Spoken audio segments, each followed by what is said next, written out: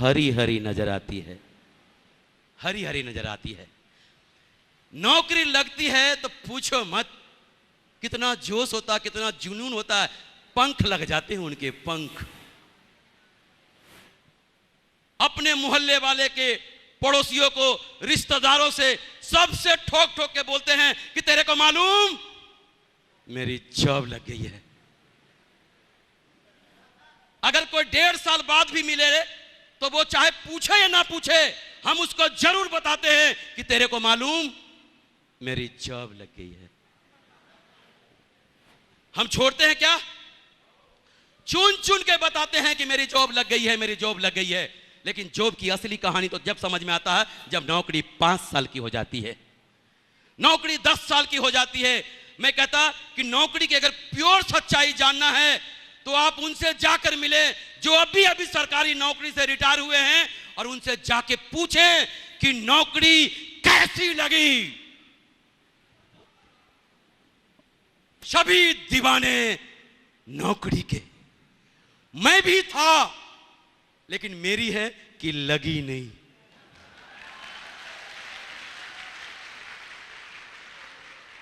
और आज मैं परमपिता परमेश्वर को धन्यवाद देता कि मेरी लगी नहीं। शायद लग जाती तो मेरे को भी गरूर हो जाता और इस बिजनेस को नहीं करता तो आज मैं आप लोगों के सामने भी नहीं होता। लेकिन दोस्तों, क्योंकि नौकरी हमने खुद अपने ही घरों में देखा है। हमारे दादाजी जितने भी भाई सारे रेलवे में नौकरी करते थे। हमारे पिताजी जितने भी भाई सारे रेलवे में नौकरी करते थे। हमारे पिताजी रेलवे में इंजन फिटर हुआ करते थे। और जब उनको 1 तारीख को तनख्वाह मिलती थी ना, आहा, एकदम से गरम हो जाते थे, गरम। इधर थैला लटका हुआ फल फ्रूट का, बेटा तू भी ले, तू भी ले, तू भी ले। 1 तारीख को पापा जी से मांग लो जो शाम मिलेगा। मैंने अपने ही आंखों से पिताजी को 1 तारीख को एकदम से गर्म होते हुए देखा, लेकिन इन्हीं आंखों से 15 तारीख आते आते नरम होते हुए भी देखा। और महीने के आखिर में 25 तारीख आते आते पक्के बेशरम होते हुए देखा। एक 500 का नोट दियो, 1 तारीख को दे दूंगा। 1000 का नोट दियो, 1 तारीख को दे दूंगा। दोस्तों, नौकरी इस बात की गारंटी है कि आपको कभी भूखा नहीं मरने देगी। लेकिन यह बात भी तय है कि नौकरी जीवन में आपको कभी भी आगे नहीं बढ़ने देगी, कभी भी आगे नहीं बढ़ने देगी, कभी भी आगे नहीं बढ़ने देगी नौकरी।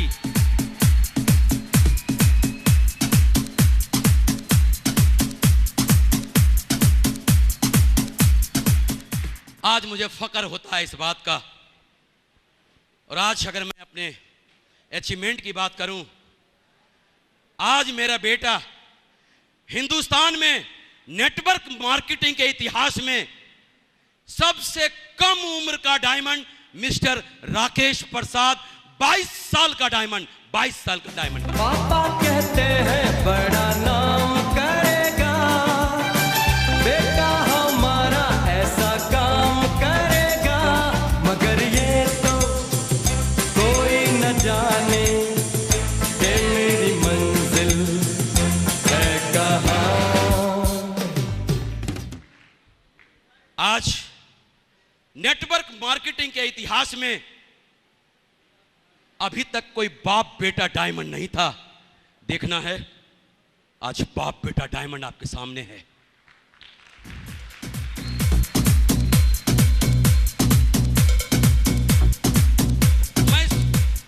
मैं सोचता था कि ये फंसने फंसाने का बिजनेस है। अगर ये फंसने फंसाने का बिजनेस होता तो राजीव चतुर्वेदी जी ने संजय जैन जी को फंसाया, 20 करोड़ से ज्यादा कमाया। संजय जैन जी ने ओम प्रकाश जी को फंसाया, 16 करोड़ से ज्यादा कमाया। ओम प्रकाश जी ने नरसिंह गिरेवाल जी को फंसाया, 8 करोड़ से ज्यादा कमाया। नरसिंह गिरेवाल जी ने माधव जी को फंसाया, माधव जी ने विजयपाल जी को फंसाया, विजयपाल जी ने जसवीर जी को फंसाया, जसवीर जी ने पता नहीं किस किस को फंसाया। और इन लोगों ने मिलकर मुझे फंसाया।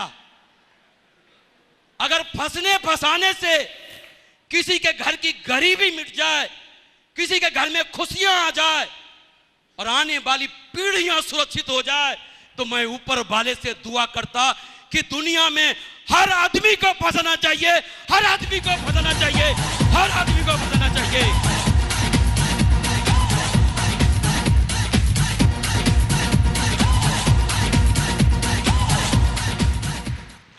फंसने के बाद अगर ऐसा जीवन मिलता हो तो फंस जाना चाहिए, फंसा देना चाहिए। और आज मैं उस आदमी को सैल्यूट करता जिसने मुझे फंसाया।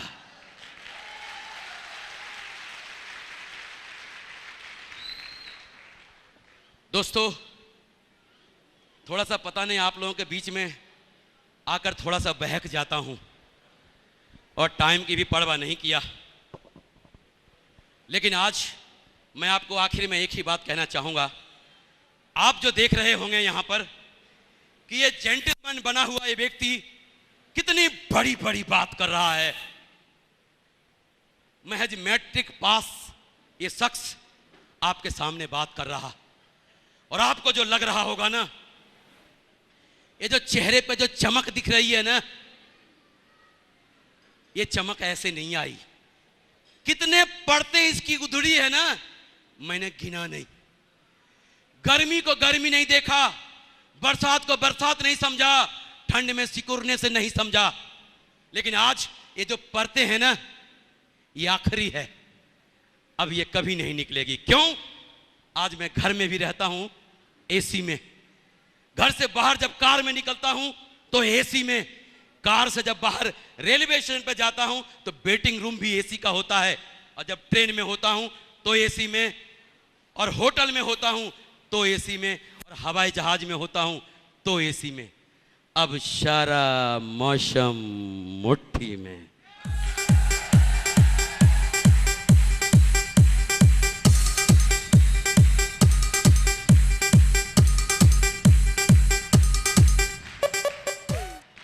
थोड़े टाइम गर्मी को सह गया, थोड़े टाइम बरसात में भीग लिया, थोड़े टाइम ठंड में सिकुड़ लिया, थोड़े टाइम। और यही लोग सह नहीं पाते हैं, और जो सह जाते हैं वो निकल कर वहां से यहां आ जाते हैं।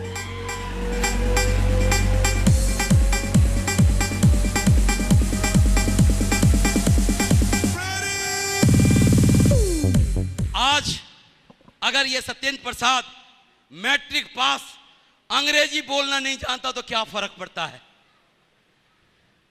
अंग्रेजी बोलना नहीं जानता तो क्या फर्क पड़ता है? 30,000 रुपया में 2 अंग्रेजी बोलने वाले को रख सकता हूं, एक लेफ्ट में और एक राइट में। इन्होंने अंग्रेजी में क्या बोला मेरे को हिंदी में समझाओ, और मैंने हिंदी में क्या बोला इनको अंग्रेजी में समझाओ।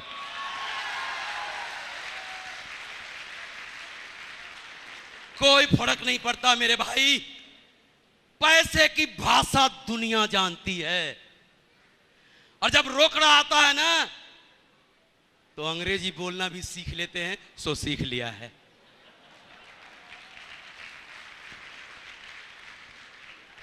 और दोस्तों, आखिर में अगर मैं टेस्टी मनी की बात करूं, आज मेरी उम्र 51 साल की है। अगर बाहर की दुनिया में होता ना तो 51 साल का व्यक्ति बूढ़ा नजर आता है, बूढ़ा। लेकिन थैंक्स सिक्योर लाइफ कम से कम 15 साल जवान कर दिया है मेरे को, 15 साल।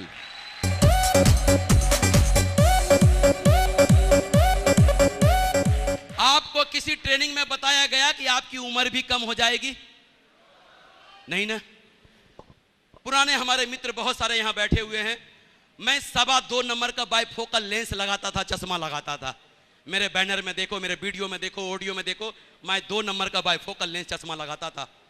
और कुछ दिन पहले मुझे चश्मे से दिखाई नहीं दे रहा था। जब मैं डॉक्टर के पास गया कि डॉक्टर साहब देखो मेरे चश्मे में क्या हो गया, तो डॉक्टर ने चेक करने के बाद जानते हैं क्या बोला? बोला मिस्टर प्रसाद आपकी नजरें वापस आ गई है।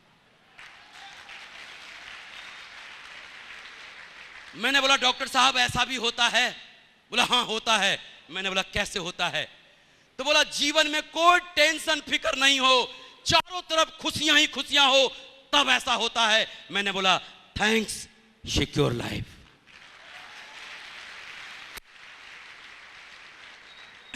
51 साल के उम्र में मुझे एक भी व्यक्ति बाहर की दुनिया में नहीं मिला जो मुझे बोला कि सत्येंद्र प्रसाद आपको मैं नौकरी लगवा दूंगा, आपको मैं अधिकारी बना दूंगा, आपको मैं डॉक्टर बना दूंगा, आपको मैं इंजीनियर बना दूंगा। एक भी नहीं मिला।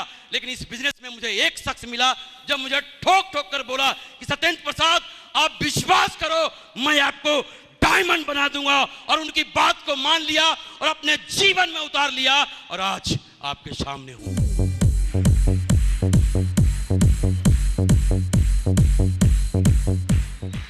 आज मेरी एक बिटिया है जो फर्स्ट ईयर की छात्रा है। लेकिन दोस्तों आप लोगों के सामने वादा करता, आज जो एक अच्छे इंजीनियर की तनख्वाह है ना, बिटिया की 1 महीने की इनकम है। और 2015 तक मैं उनको भी डायमंड बना दूंगा। लोग सोचते हैं ये मेरी बिटिया है और ये पराया धन है, बाहर चली जाएगी। ये तो मेरा बेटवा है, बुढ़ापे का लाठी बनेगा। अरे आप लोग भी जानते हो और मैं भी जानता हूं कौन किसका लाठी बनता है। अगर बिटिया को आपने एक आईडी देके अगर उसको डायमंड बना के विदा किया ना, तो सारे, आप सोच के देखो, अगर बिटिया को डायमंड बना के विदा किया तो उनके सास ससुर और जेठ जेठानी उनको ससुराल में कैसे रखेंगे? कैसे रखेंगे? हथेलियों पे, पलकों पे। तो बजाओ ना।